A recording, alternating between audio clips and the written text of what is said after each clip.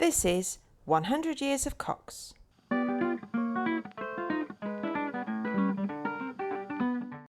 You are listening to a podcast by Francis Thompson. Matilda Machell was the grandmother of the 10 siblings who wrote the budget, starting in 1906. In 1912, Dr. Cox, the father of the 10 siblings, transcribed 10 letters written by his mother-in-law and shared them with his 10 children, saying, "Here, these are some letters written by your grandmother to her brother that you probably don't know about." Unfortunately, the original letters have not survived. Dr. Cox had the letters typed up, but some of them are condensed letters, as he missed out all the bits he couldn't read. Vera helped with the transcriptions, and then Arthur also went back through the letters, trying to decipher his grandmother's writing, and handwrote some further sections onto the typed manuscript. All of this was in the huge archive donated to the Bodleian Library in the 1980s by Sir Christopher Machell Cox and Anthony David Machell Cox, who were the cousins of my granddad. If you haven't listened to Season 2, Episode 6 yet, Send Horses to Hull, you might want to listen to that episode first before you listen to this one. Things might make better sense then.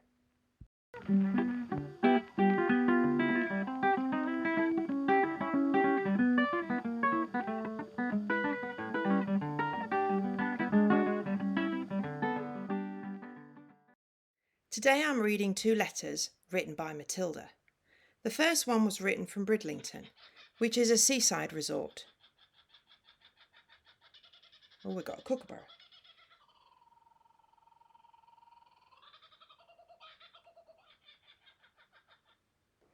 It's stinking hot. It's in Australia. My aircon is broken. I've got the windows open and you just heard a kookaburra. There you go. I'll carry on. I'm reading 2 letters written by Matilda. The first one was written from Bridlington, which is a seaside resort not far from Scarborough in East Riding of Yorkshire. If you don't know Yorkshire, it was historically divided up into East Riding, West Riding and North Riding. The word riding comes from when the Danes invaded England. The Danish word translates as a third, which is why there are 3 ridings. Yorkshire is also often referred to as God's own country. Matilda didn't always write the date properly or the year on her letters, which makes research a challenge. Her Bridlington letter has Friday, August 28th at the top, but the 28th of August doesn't occur on a Friday until 1829, and that date is too late, as Matilda was married in 1828. The letter has to be before 1827, as her father, Christopher with one arm, died that year, yet he is mentioned in this letter. I think it likely that Dr. Cox couldn't read Matilda's handwriting and that she probably wrote Friday 26th of August, not Friday 28th of August. The 26th of August occurred on a Friday in 1825, which ties in quite nicely. When Dr. Cox got these letters typed up, he probably didn't realise he'd made a mistake with the date. He just knew that the letter must have been written before 1827. So I'm estimating that Matilda's Bridlington letter was written on Friday 26th of August 1825, when Matilda was 25 years old. The second letter is more straightforward. It was written to Christopher on Monday, January 23rd, 1826, from Springwood. January 23rd was indeed a Monday in 1826, so that's good. January 1826 also matches perfectly with the death of poor Lord Paget, which Matilda mentions. He died in December 1825, just a few weeks before Matilda wrote her letter from Springwood. Dr. Cox has added in Halifax. In part of Matilda's letter, she talks about a house called Crow Nest, which used to be at Lightcliffe, east of Halifax. It was the home of 3 siblings called John, Elizabeth and Anne Walker, whose parents had recently died, leaving them extremely wealthy young people. I've had a great time researching this podcast, reading about the TV show Gentleman Jack and the lives of Anne Walker and Anne Lister. If you don't know what I'm talking about, then I suggest you pause this podcast now and go and look up those names first. It is really quite fascinating that I've discovered a family letter describing this interesting family. Anne Lister wrote diaries, parts of which have been transcribed, and a diary written by Anne Walker has recently been discovered. From a historical point of view, it's all very interesting. I don't yet know if the two women knew each other in 1826, when Matilda wrote her letter, but their relationship began in 1832.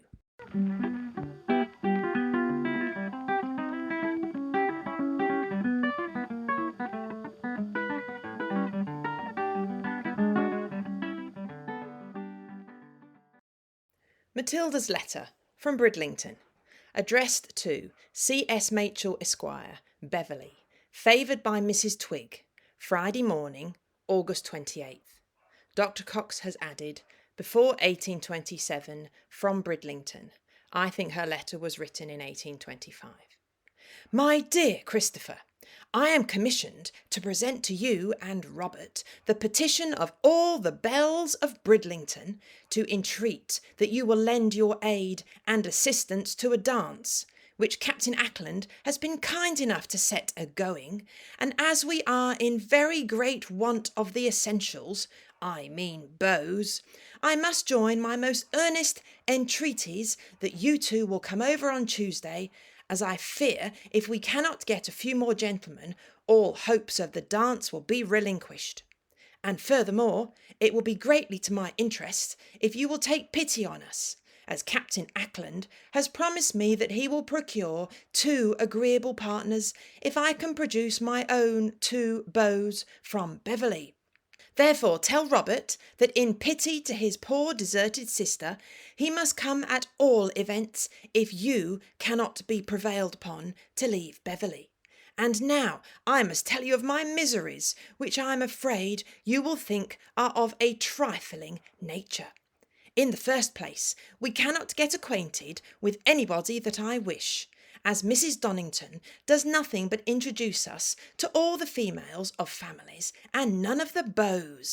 And the next and most annoying thing to me is being escorted morning, noon and night by no other than that nasty old Colonel Donnington.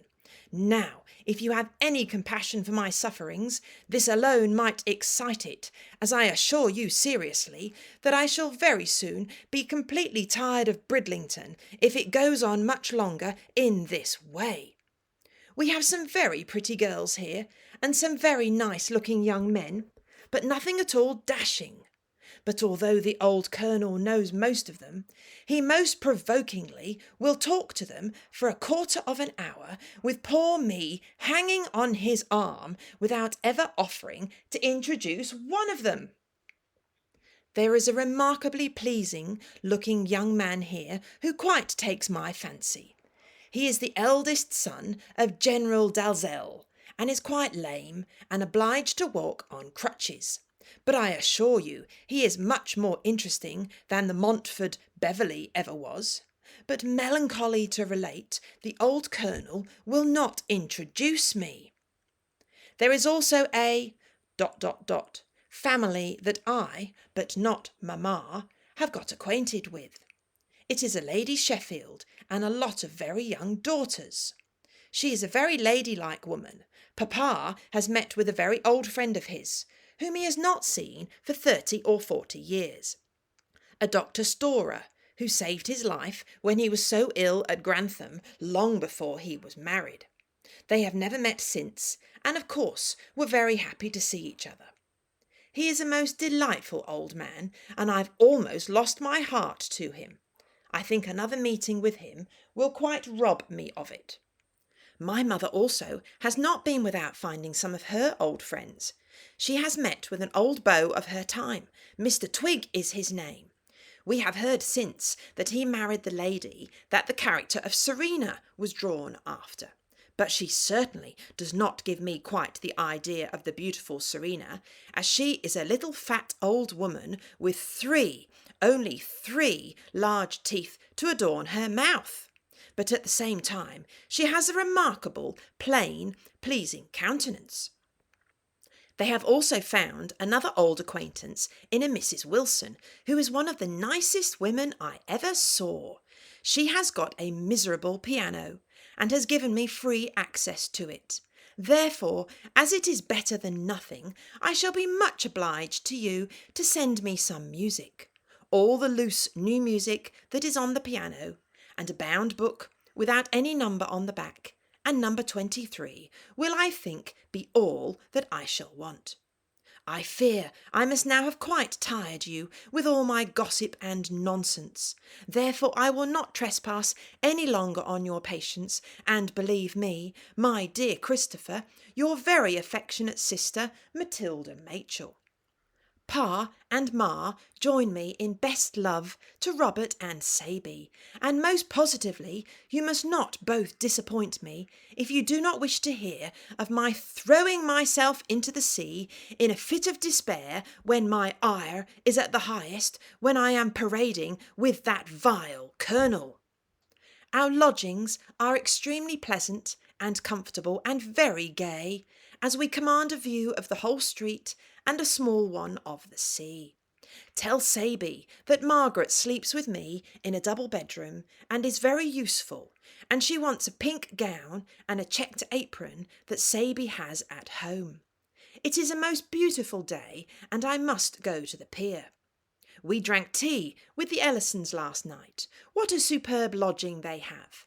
A new house built since you were here.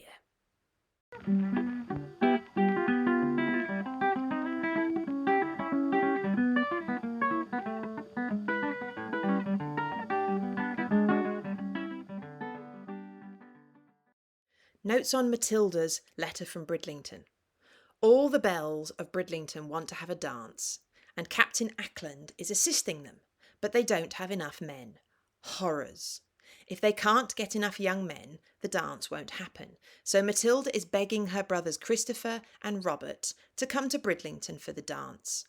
I don't know why she doesn't ask her brother John. Maybe he wasn't the dancing type. It appears that Matilda and her parents are at Bridlington together, probably to take the sea air. They are staying in lodgings, and they know many of the local people. Mrs. Donnington won't introduce Matilda to any nice young gentleman, and Colonel Donnington requires her to promenade with him by the sea, morning, noon, and night, and Matilda is not happy. First of all, she calls him nasty old Colonel Donnington, and later on in the letter he becomes that vile colonel. It didn't occur to me that if a man was promenading with a young woman on his arm and stopped to talk to someone and didn't introduce the young woman, that she just had to stand there and remain silent. Quite amazing. We sometimes look back on the 1800s and the lovely dresses with rose-tinted glasses, but the restrictions that society placed on women were breathtaking by our modern standards. Mamma and Papa have met up with some old friends, and Mamma's old friends are called Mr. and Mrs. Twig. I have no idea why at the top of the letter Matilda wrote, favoured by Mrs. Twig. Does she mean that Christopher is favoured, or is it Matilda? Mrs. Twig was clearly once a beauty. I imagine that Matilda is talking about a novel, and that the character of Serena was based on Mrs. Twig. But that was long ago, and now she is a little fat old woman with only 3 teeth. Although Matilda then kindly adds that her countenance is pleasing, although she is plain. Matilda, of course, was writing a letter just intended for her brother. She would be horrified that her 3rd great-granddaughter is reading her rude comments, and equally shocked that I am sharing her opinions, almost 200 years later, with many people all over the world. Matilda was a good pianist, and in almost every letter she describes the piano she is currently playing on and whether it is any good. The one in Bridlington is miserable, but it is better than nothing, so she asks Christopher to send her some piano music from home. When Matilda is in London in April 1826, she describes her piano teacher, who was Machell. He was a virtuoso from Prague. He knew Beethoven, and he conducted one of Beethoven's London premieres. He gave Mozart's music to Matilda to play, and Machell also taught Mendelssohn. Genealogists will sympathise with me. We glean tantalising little snippets from documents and often have no idea how events fit into the timeline. I have no idea who Margaret is, or Saby. She is perhaps Sally, who's mentioned in other letters. Mamma and Papa and Matilda send their love to Robert and Saby. But Robert is not married to Saby. He's not even married to Sally. His wife was Eliza Mary. Matilda says that her brothers Christopher and Robert most positively must not both disappoint her. Matilda really wants this dance to happen, and so she needs young gentlemen. If Christopher does let her down, Matilda threatens to throw herself into the sea in anger when she is forced to parade, yet again, with vile Colonel Donnington. Unfortunately, I don't know what happens next, as Matilda's next surviving letter is written 5 months later. Did Robert and Christopher get on their horses and ride 22 miles, which is 35 kilometres, from Beverley to Bridlington for the dance, as their sister requested? Who knows?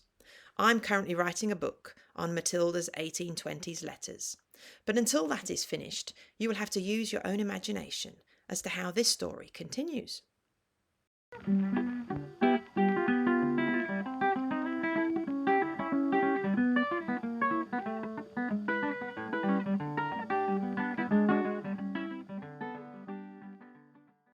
Matilda's letter from Springwood, addressed to Christopher S. Machell, Esquire, Beverley, 1826, Springwood, Monday, January 23rd.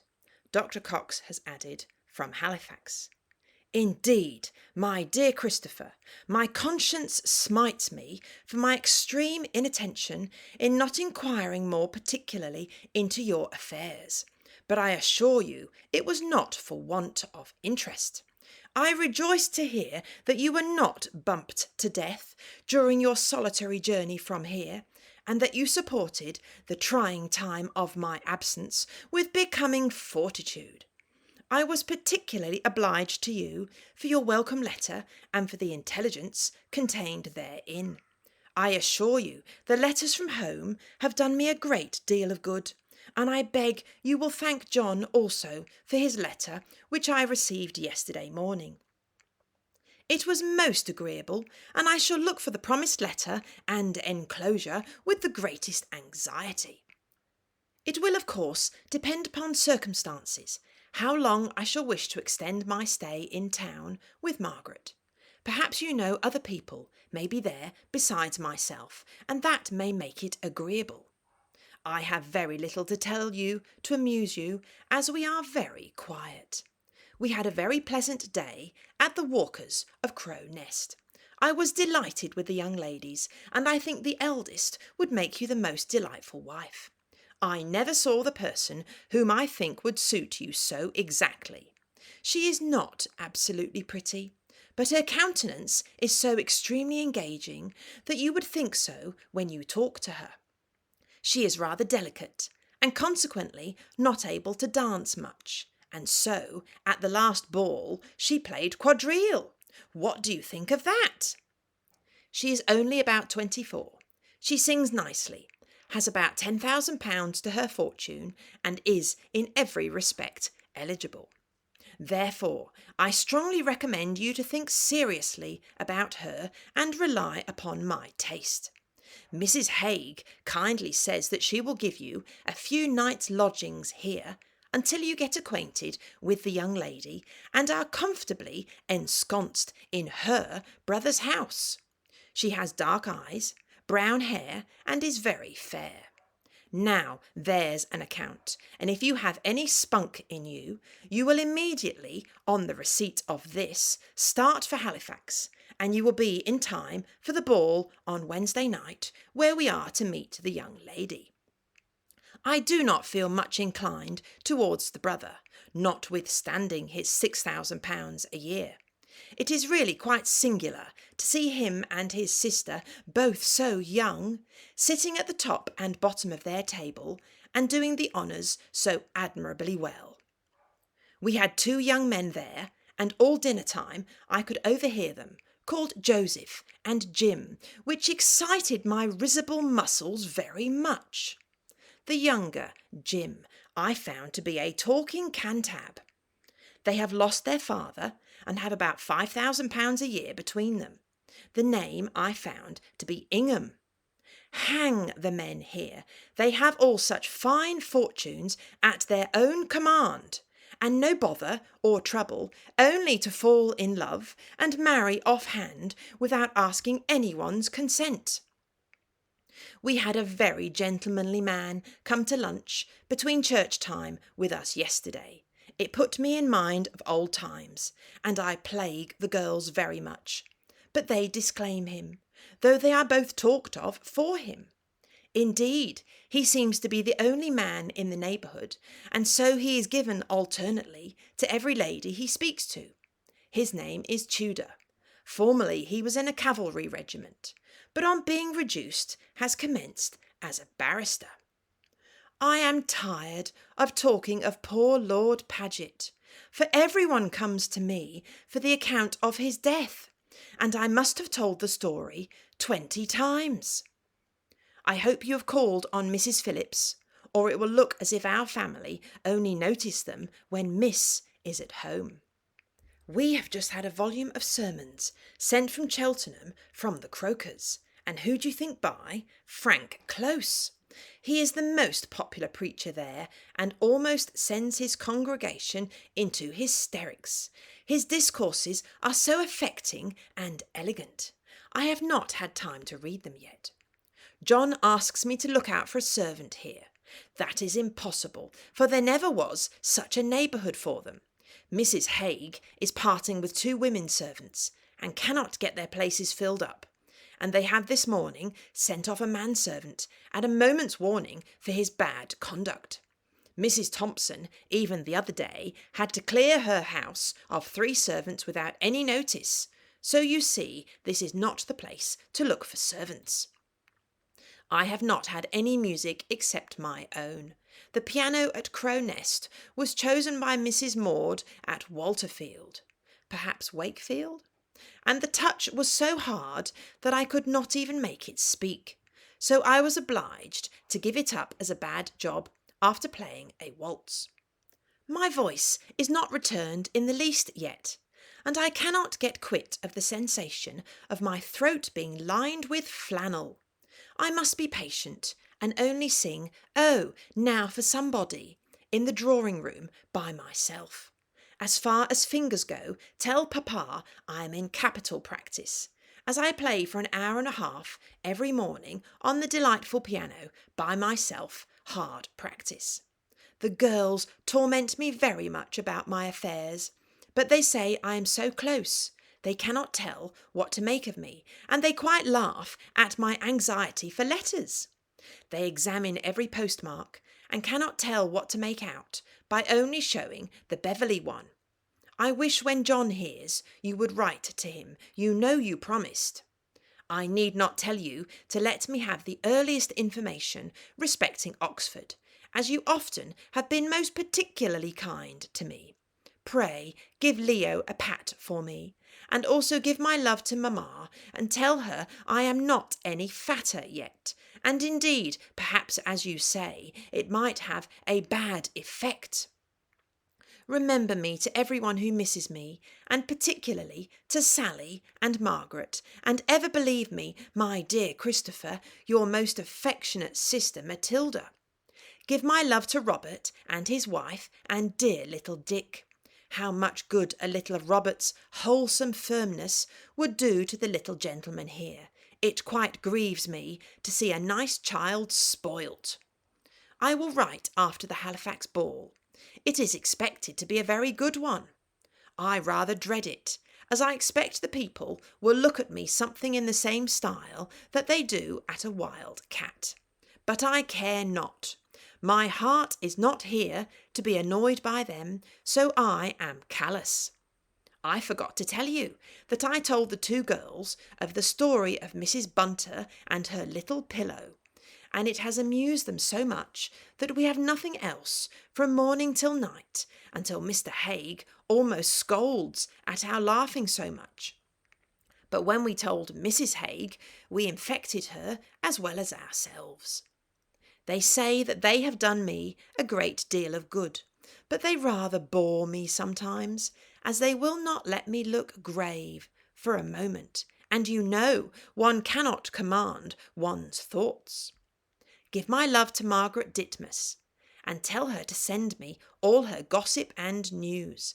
Have any of the young ladies made a conquest of the new 7th?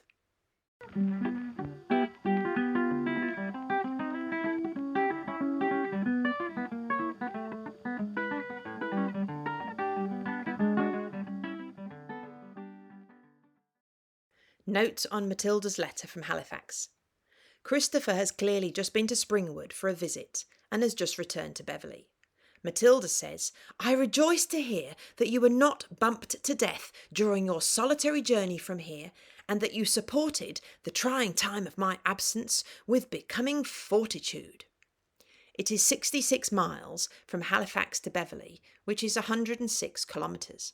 Clearly too far for Christopher to ride on horseback, so he has travelled home in a bumpy carriage which may have taken a few days. The roads would have been bad, the speed would have been slow, and carriages would regularly stop at a roadside inn or a posting station to change the horses. Matilda is being cheeky. She was the much adored youngest child, and I expect she had Christopher wrapped around her little finger. She is pleased that Christopher is managing to cope with her absence. Matilda and her companions have spent the day at Crow Nest with the Walker family. When I read this letter and started doing some research, I couldn't quite believe what I was reading. Anne Walker, one of the Walker siblings, who my third great-grandma Matilda clearly knew, is today a very celebrated Yorkshire woman. I wonder if she will be thrilled or alarmed if she had the opportunity to watch the TV show Gentleman Jack. In the 1820s, Anne Walker lived at Crow Nest, and Anne Lister lived at Shibden Hall, 3 miles away, which is less than 5 kilometres. Both were wealthy independent women, which was rare at that time. By all accounts, Anne Lister was a wealthy landowner, but Anne Walker had inherited a huge fortune. My relative Matilda was wealthy, but not independent. Her father and brother managed her finances and her life. Matilda's anger and frustration is clear. She was obliged to promenade along the seafront at Bridlington with an old man, Colonel Donnington, who she clearly disliked. Maybe he was a bit too familiar with her. Maybe he had wandering hands. Young women were required to be polite in public and do as they were told. But in private they could write to a brother and express their anger and frustration. Christopher would no doubt sympathise, but Matilda knew her place in society. I have only read a few extracts of the many diaries which Anne Lister wrote. The two women may have known of each other in 1826, when this letter was written, but they did not become a couple until 1832. Anne Walker and Anne Lister were the first known women to have a same-sex wedding ceremony, although without legal recognition. This took place in 1834 at Holy Trinity Church, Goodram Gate in York. They were trailblazers who defied the expectations of polite society. The two women considered themselves to be married just 8 years after Matilda wrote this letter. The letter to Christopher describes Matilda's visit to the 3 Walker siblings. They are not mentioned in Matilda's previous letters, but that does not mean they didn't already know each other. The wealthy and titled of Yorkshire would all have known each other, and the population would of course been much smaller than it is today. Matilda says that the eldest daughter would make a perfect wife for her brother. Sadly for this story, I think Matilda is talking about Elizabeth, but no names are used in the letter, so we can't be sure. Elizabeth was born in 1801, Anne was born in 1803, and John was born in 1804. Matilda was born in the year 1800, so she was older than all 3 Walker siblings.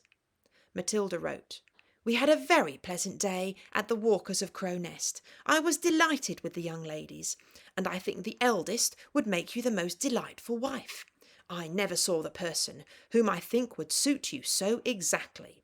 She is not absolutely pretty, but her countenance is so extremely engaging that you would think so when you talk to her.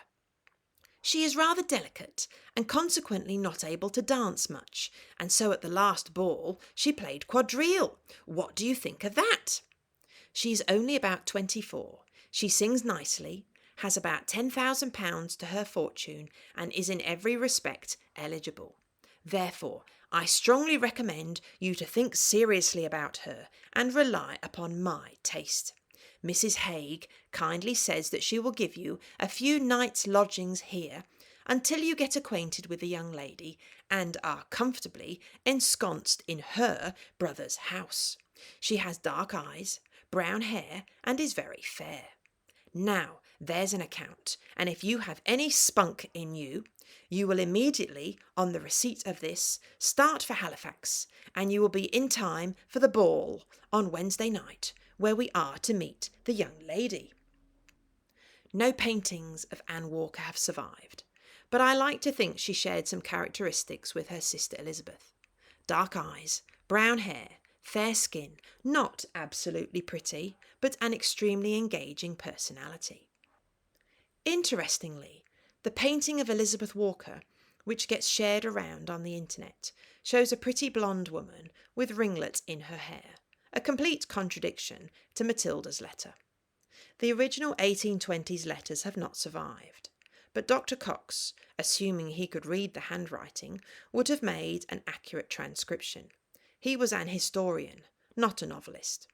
Matilda also had no reason to lie. She thinks Christopher should marry the Walker girl. The 1820s was too early for photographs, so she describes the young lady in her letter. Brown hair, brown eyes, not absolutely pretty, but an extremely engaging countenance. Did artists of the day beautify their subjects to make the painting look better and give the young lady pleasure? Probably. There is another image of Elizabeth online, this time with brown hair, shared by the Lightcliffe History Society, but this girl also looks attractive, so my hunch is that both artists beautified the fabulously wealthy young Elizabeth. If Matilda is talking about Elizabeth, then, sadly, Anne isn't mentioned. Anne was younger than Elizabeth, known to be shy and withdrawn, and she could be anxious. Anne would have been part of the dinner party that Matilda describes, where Elizabeth was sitting at one end of the large dining table and John was sitting at the other end. But Anne was possibly quiet and didn't talk much, so Matilda thinks Elizabeth would be a most suitable wife for her brother Christopher. Elizabeth Walker has a fortune of £10,000 a year, and John Walker has £6,000 a year. I don't know whether this is an error or whether Dr. Cox couldn't read Matilda's handwriting. I'm surprised that the son didn't have the largest fortune, as the 1800s was a man's world, after all. Regardless of the exact amounts, all three siblings were left extremely wealthy after the death of both their parents in 1823.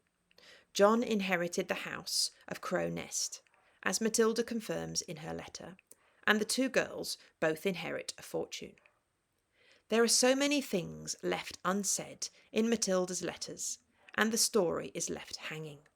Matilda wrote her letter on Monday 23rd of January 1826, and she talks about the Halifax ball, which took place on Wednesday 25th of January. She remarks that if Christopher has any spunk at all, he will at once return to Halifax in time for the ball and sweep the young Walker girl off her feet.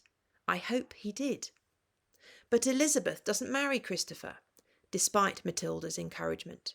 She married someone else in 1828, and then John got married in 1829, but then he dies in Italy on his honeymoon, and Elizabeth and Anne inherit everything. Matilda is quite obsessed with how many thousand a year each person has. In almost every letter, she mentions potential suitors and how large their fortune is. I don't know how much my friends earn, but in 1800s society, it is clear that people knew how much money others had. The two Ingham boys, one of whom has been at Cambridge University, have £5,000 a year between them, and young John Walker, as well as owning the enormous Crow Nest estate, has £6,000 a year. But Matilda is not interested. She was very choosy when it came to picking a husband. But it appears that Matilda wasn't a money-grabbing young gold-digger, as Jane Austen sometimes portrayed in her books. Dr. Cox told his children about Edward Smith, who proposed to Matilda in 1828 and was accepted. Edward, my third great-grandfather, was an orphan from Gainsborough, east of Sheffield. He inherited a fortune of £10,000 a year from his wealthy father, but he then kicked over the traces and gambled most of it away.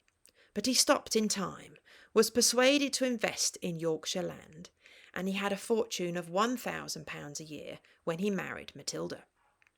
She could have chosen a man with a much larger fortune, but she didn't. Hopefully she married for love rather than money. Matilda says, "Hang the men here, they have all such fine fortunes at their own command, and no bother or trouble, only to fall in love and marry offhand without asking anyone's consent." Matilda wants to be an independent woman.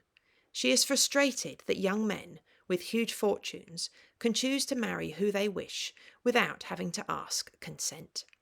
Anne Lister and Anne Walker were wealthy and quite independent. They didn't need to ask anyone for consent, as Matilda has to. Matilda is acutely aware of the power that young Anne and Elizabeth Walker have, and probably desired that power herself. Elizabeth is described as being delicate and not able to dance much, and choosing to play quadrille instead of dancing at the most recent ball they were all guests at. Quadrille was a card game and was especially popular among upper-class ladies. By the middle of the 1800s, it had become outdated, and then whist and bridge became more popular. Lady Catherine de Bourgh, in Pride and Prejudice, plays quadrille.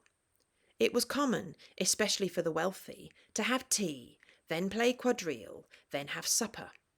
Wealthy people, sitting in their vast drawing rooms, waited on by multiple servants, and not having to earn a living. I'm sure you will have all seen a Jane Austen adaptation. Whenever there is a ball, everyone is dancing, apart from the chaperones, who watch and gossip. This is another example of the Walker girls making their own decisions and doing what they wanted to do, rather than what society expected of them. Matilda is a bit shocked. Elizabeth was playing cards at a ball instead of dancing. There is even an exclamation mark in the letter.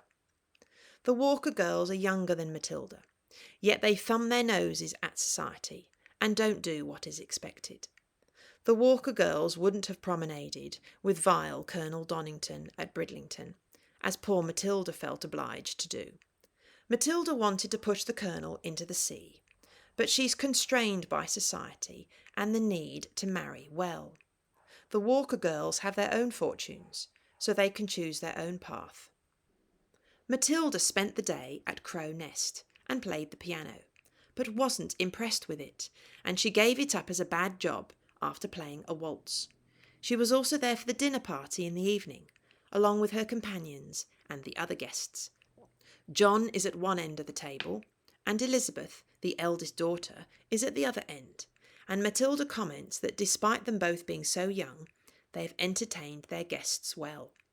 The ladies would then have withdrawn to the drawing room, whilst the gentlemen remained in the dining room with the decanter of port. I've been looking at the plans for Cliff Hill and Crow Nest, the two large mansions owned by the Walker family, which used to be where the Crow Nest golf course is today, in Lightcliffe, east of Halifax. The Lightcliffe History Society and the Friends of St Matthew's Churchyard have been really helpful, and they shared resources with me as I've been researching this week. The great scans of the floor plans came from Calderdale Library. They were drawn up in 1867, which is when Sir Titus Salt bought Crow Nest. The scans are so clear that you can read the names of all the rooms. So very, very many rooms. Looking at the rooms where things took place helped bring Matilda's letter to life. You can see the dining room, where John sat at one end of the large table and Elizabeth sat at the other end. Anne, the quiet younger sister, wasn't in a place of honour, but somewhere in the middle amongst the guests. And a grand feast would have been served by the footman. Have a look at the plans of both houses on my Twitter if you're interested, @CoxLetters. It is very easy to imagine Anne Lister striding up to the front door of Crow Nest, as is depicted in one scene in Gentleman Jack, as she comes to call on Anne Walker. But was Anne Walker a quiet, nervous girl, possibly quite naive, and possibly not the beauty that has been portrayed? Did Anne Lister fall in love, or was Anne Walker's huge fortune more of an attraction? Hopefully there was love and happiness in that relationship, but I do think it is fascinating to speculate. I'm very much looking forward to stories from the recently discovered Anne Walker diary and hearing from her perspective.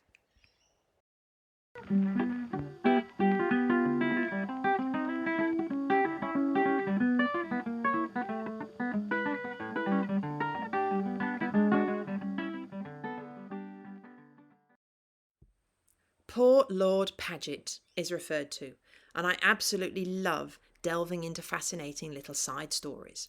Matilda is referring to Lord Arthur Paget, who died aged 20 in December 1825. But before I tell you about him, I'll tell you about his father, who led a very interesting life. Henry Paget was the Earl of Uxbridge, later becoming first Marquis of Anglesey. He was a British Army officer and a politician, and was second in command to the Duke of Wellington during the Battle of Waterloo in 1815. But before Waterloo, the Earl led an entertaining life. In 1809, he had a scandalous affair with Lady Charlotte Wellesley, who was the wife of the Duke of Wellington's brother. It was a huge story. They were the talk of the town. One of the servants gave evidence that she'd discovered Paget in a compromising position with Lady Charlotte, whilst both of them were married to other people. Outrageous behaviour in the early 1800s. There was a duel with pistols on Wimbledon Common, but no one died. Both then abandoned their spouses and children, obtained a divorce in Scotland, which was easier, and got married. Henry had 8 children with his first wife, and then 10 children with wife number 2. It's possible that their first marriages were arranged marriages and unhappy. Lady Charlotte and the Earl certainly appeared to go on to have a long and happy marriage, resulting in 10 children. Wellington, meanwhile, was furious about the affair and the divorce, and it looked like the Earl's military career was over. Fast forward to 1815 and the Battle of Waterloo, and the Earl of Uxbridge was back in favour. He was second in command to Wellington, responsible for the cavalry and the horse artillery. Wellington and Uxbridge were both sitting on horses. The battle was almost over when a French cannonball narrowly missed Wellington and hit Paget's right knee, shattering it. The story goes that Uxbridge collapsed to the ground and exclaimed, "By God, sir, I've lost my leg!" And the Duke of Wellington replied, "By God, sir, so you have!" It's a great story, although unlikely to be accurate. But it's a good example of the British stiff upper lip, battlefield stoicism. He would have been in agony, but eyewitnesses reported that he remained calm and dignified. The shattered leg was amputated without anaesthetic. Uxbridge was reportedly calm during the amputation and didn't cry out. The surgeon would have been very nervous at operating on such a senior officer, and the Earl apparently commented to the surgeon during the procedure that his knife didn't appear to be sharp enough. The owner of the house then kept the leg, buried it in the garden in the village of Waterloo in Belgium, where it became a tourist attraction which brought in a tidy income. This story is better than a soap opera. Back in England, Uxbridge became Marquis of Anglesey. His false leg was high-tech by 1800 standards. It was fully articulated, made to measure, with flexible knee and ankle joints, involving strips of leather, so he could still ride his horse. His false leg clipped into specially adapted stirrups. And at a time when men didn't generally live that long, he lived to the ripe old age of 85. Back to poor Lord Paget, the youngest child from the Earl's first marriage. Young Arthur died on the 28th of December, 1825, at the age of 20, and Matilda was an eyewitness. In her letter, she says she's tired of telling the story and has related it at least 20 times. There was a report in the Yorkshire Gazette on the 31st of December 1825, just a few weeks before Matilda wrote her letter in January 1826. Death of Lord Arthur Paget of the 7th Hussars, stationed at Beverley, second son of the Marquis of Anglesey. It is our painful duty this week to record the death of this young nobleman, which was occasioned by an accident whilst hunting a short time ago. It appears that his horse failed in an attempted leap and fell upon its noble rider. He was speedily removed, and every attention paid to him, but with little hopes of his recovery. A few days ago, an express was sent off for his distressed parent, the Marquis of Anglesey, but before his arrival, the youthful lord had departed to another state of existence. What a great write-up. The youthful lord had departed to another state of existence before his father's carriage arrived in Yorkshire. Matilda and poor Lord Paget were both riding to hounds at the same hunt at Beverley in East Yorkshire, which was Matilda's hometown. Dr. Cox boasted that Matilda had a perfect seat on horseback. Of course she did. It would have been either a stag hunt or a fox hunt, and Matilda saw the horse fall on its noble rider. It is easy to imagine Matilda at a party, and someone coming up to her once again saying, "I heard that you were there at the tragic death of poor young Lord Paget. Do tell, what happened?" I don't think we use the word noble enough today. In 1907, the Machell Cox siblings kept referring to Bernard and Neville and their noble moustaches.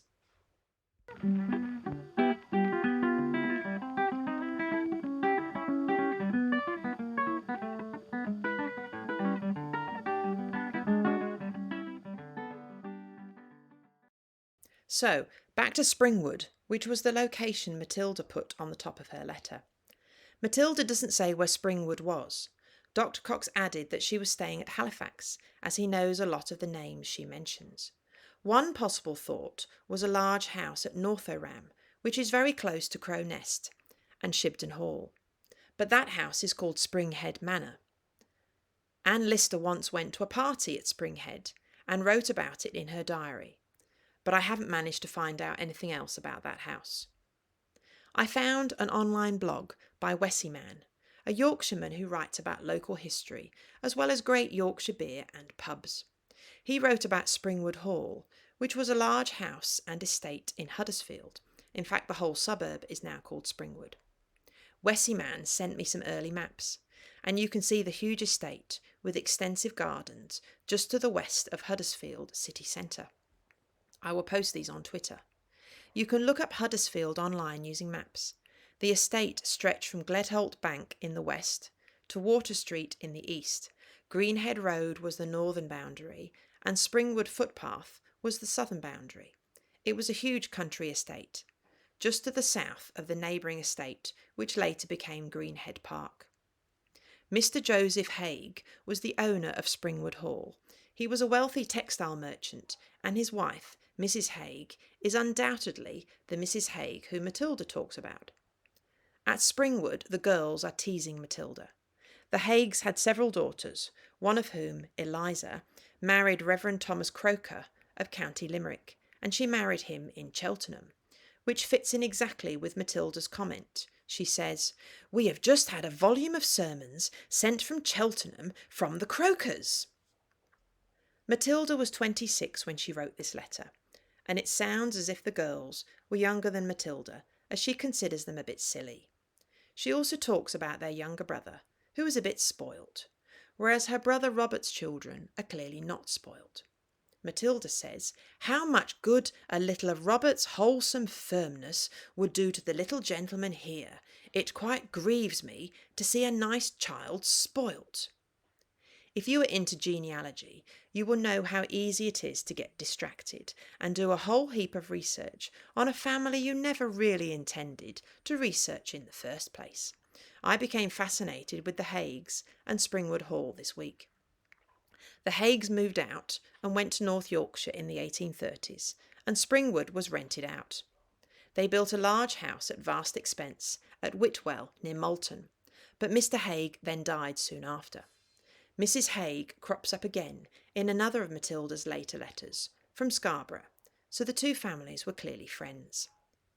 Mrs. Haig lived to the age of 84, and she didn't die until 1860. She lived longer than Matilda Machell, Anne Lister, Anne Walker, as well as her siblings Elizabeth and John. All of these 5 young people were born later than Amelia Haig.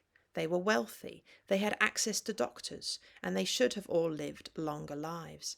Yet Mrs. Haig was the grumpy old matriarch, living into old age in a large house in fashionable Leamington Spa. I imagine she was like the irascible Dowager Countess of Downton Abbey, calling a spade a spade. In the 1841 census, Amelia Haig was recorded in Leamington Spa with another Anne Walker as one of her servants.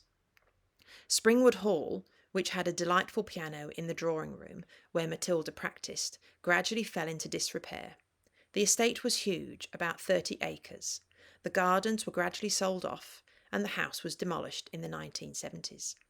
Interestingly, in the 1830s, the Springwood estate in Huddersfield almost became a park, way before Greenhead Park was built. But it looks like Sir John Ramsden wanted to build houses on Springwood, so the park idea never happened. On Wessyman's blog, there are comments from locals who remember sneaking into the estate as children, seeing people on the tennis courts of Springwood Hall, and then hiding in the rhododendrons.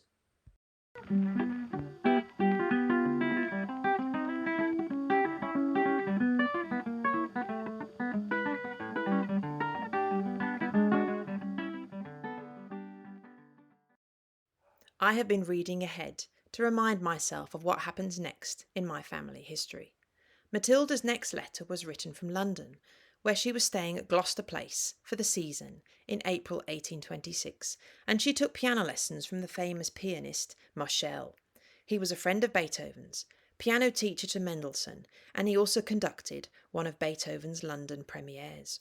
For a 1-hour piano lesson, he charged Matilda 1 guinea. But in my next podcast, I'm going to return to 1908 and the Machell Cox budget letters. But I will return to Matilda later, as she describes the parties and balls she went to in April 1826. The next podcast will be from July 1908. Vera and Bernard have gone to the exhibition to ride on the flip-flap, and also watch the 1908 London Olympic marathon race. I've read Vera's letter before, out of date sequence in season 1, but I've got some interesting extras to add this time. My friend, Emma Clearbury, is the daughter of John Disley, who was an Olympic medalist and also co-founder of the London Marathon, which was first run in 1981. Emma is going to join me for an episode of 100 Years of Cox.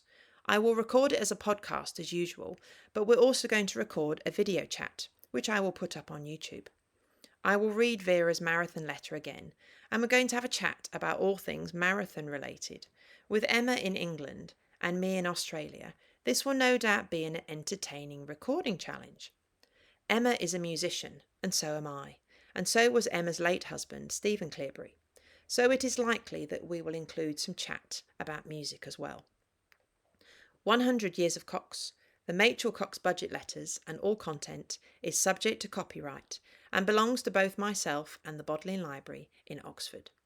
You have been listening to 100 Years of Cox. Thank you for listening.